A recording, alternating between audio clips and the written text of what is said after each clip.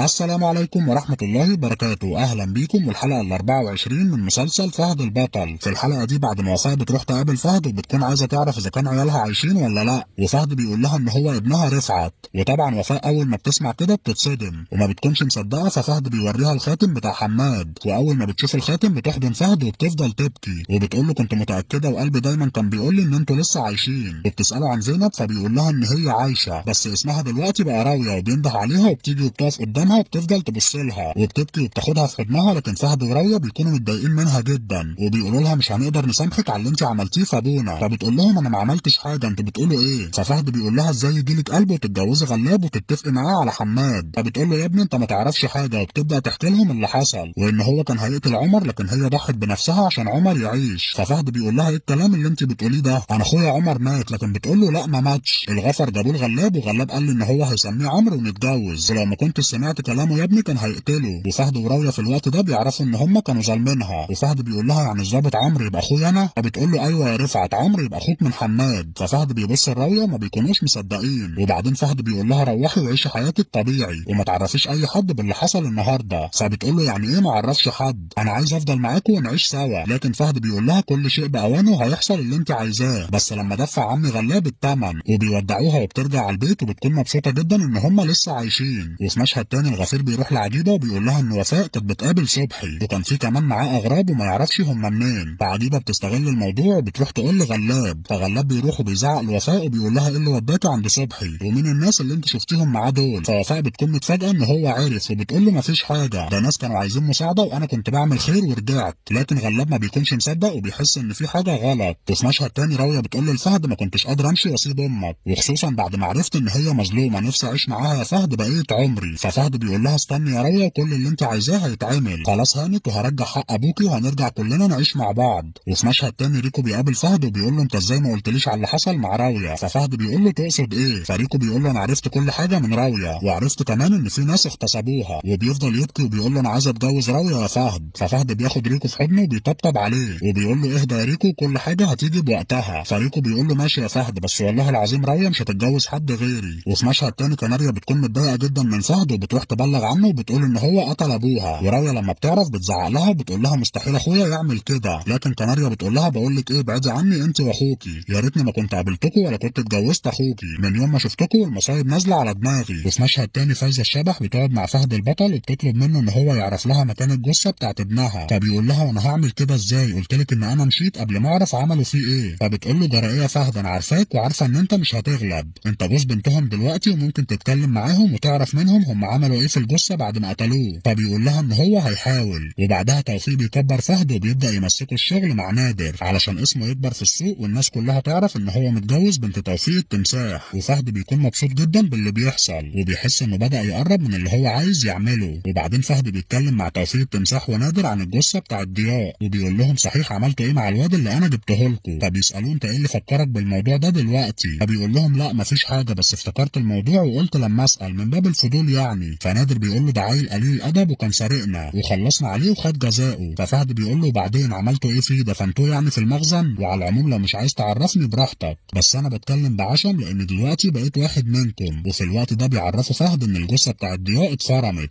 وطبعا فهد اول ما بيسمع كده بيتفاجئ. وبعدها فهد بيروح لفايزه وبيتكلم معاها وبيقول لها ان هو عارف فين الجثه بتاعت ضياء. فبتقول له فين يا فهد؟ فبيقول لها مش عارف اقول لك ايه، وبعدين بيعرفها ان هم فرموه. وطبعا فايزه اول ما بتسمع كده بتنهار اكتر ما هي منهاره وبتكون عايزه تاخد الرجاله وتروح تخلص على توفيق التمساح وابنه. لكن فهد بيمنعها وبيقول لها احنا اتفقنا على ايه، بشويشه وكل اللي انت عايزاه هيتعمل. فبتفضل تبكي وفهد بيحاول يهديها. وفي مشهد تاني هاشم بيحاول يبعد عن عيون فهد وبيكون خايف جدا بعد اللي حصل، لان بعد موت شامل وشوقي ما بقاش فاضل غيره هو، وبيقول ان اكيد فهد مش هيسيبه غير لما يخلص عليه. وفي مشهد تاني بعد بلاغ كناريا الشرطه بتقبض على فهد، وفهد بيقول ما عملتش لشوقي اي حاجه، انا كنت رايح اتكلم معاه لكن هو سابني وجري. فالظابط بيقول له هتتكلم معاه في ايه؟ فبيقول له ان هو ما كانش موافق على جوازه من بنته وكان عايز يحل معاه لكن هو سابه وجري، وللاسف العربيه خبطته وهو ما عملش اي حاجه. وبعد ما بيخلص تحقيق الظابط بيقول له تقدر تمشي وهنجيبك لو احتاجناك. وفي الوقت ده لما بيخرج بيقابل الظابط عمرو، وعمرو بيقف يتكلم معاه وفهد بيفضل يبص له وبيكون عارف ان هو اخوه. وعمرو بيتكلم مع فهد بطريقه مش كويسه، لكن فهد بيقول له على فكره انت قاريني غلط. فبيقول له ازاي يعني؟ وفهد بيقول له تعالى نقعد مع بعض ونتكلم. فعمرو بيقول له مفيش كلام بينا، معاها، لكن فهد بيقول له تعالى بس ومش هتندم، وبيقعدوا مع بعض وفهد بيقول له ان هم اخوات. وطبعا عمرو لما بيسمع كده ما بيكونش مصدق وبيقول له انت مجنون يا ابني ولا ايه؟ ففهد بيحكي له كل حاجه وبيوريه العلامه اللي في ايده، وفهد بيقول له انا اللي عملتها لك واحنا صغيرين، وبيحكي له كل حاجه حصلت معاهم بالتفصيل، وبيقول له كمان ان غلاب مش ابوه هو حماد الجرحي. وطبعا عمرو بيكون قاعد مصدوم ومش مستوعب اللي بيحصل. ودي كانت سريعا احداث الحلقه ال 24 من مسلسل فهد البطل. استنونا في الحلقات الجايه، ولو عجبكم الفيديو ما تنسوش تدعمونا باللايك وتشتركوا في القناه وتفعلوا الجرس.